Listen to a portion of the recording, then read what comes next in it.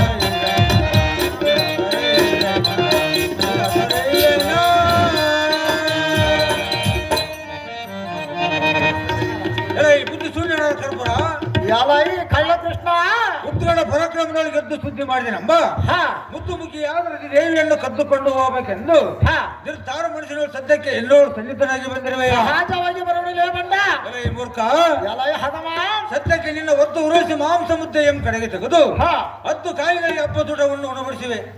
ಈಗ ಕೋರ್ಕಣೆ ಬಿಟ್ಟಿರುವ ನಿರ್ಧರಿಸುವ ಮೂರ್ಖ ಮಾಡದಿರೋ ತರ್ಕ ಎಲ್ಲ ಕುಲಗಾಡಿಯಾದ ಕೃಷ್ಣ ಮೂರ್ಖ, ಭರದಿಂದ ನೀನು ಒಡೆದಿರುವ ಬಾಣಂಗಳ ಮುಂದೆ ಕತ್ತರಿಸಿದನು ನೋಡ. ಎಲೈ ಭಂಡ, ಮೂರ್ಖ, ಒಡಿಯಲಕ್ಕೆ ಗೊಲ್ಲರ ಮನೆಯಲ್ಲಿ ಹಾಲು ಗಡಿಗೆಯಲ್ಲ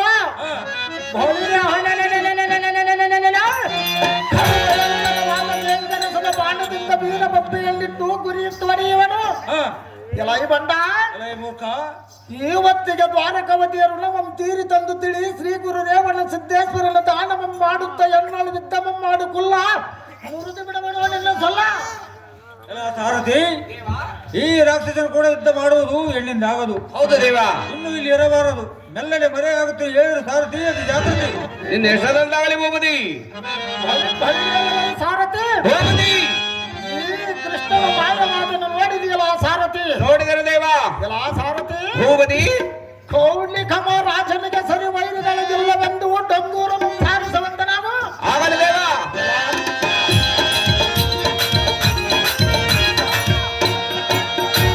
ಎಲ್ಲ ಸಾರಥಿ, ಭೂಪತಿ, ಇದು ಹಲ್ಲದ ಸಮುದ್ರ ರಾಜನಲ್ಲಿಗೆ ಹೋಗಿ ಅಲ್ಲಿ ಸ್ನಾನ ಮಾಡಿ ರಥಿಯನ್ನು ಎಳೆದುಕೊಂಡು ಒಯ್ಯುತ್ತೀನಿ ನೋಡಲು ಸಾರಥಿ. ನೋಡು ನನ್ನ ಪರಾಕ್ರಮ ಬರುತ್ತೆ.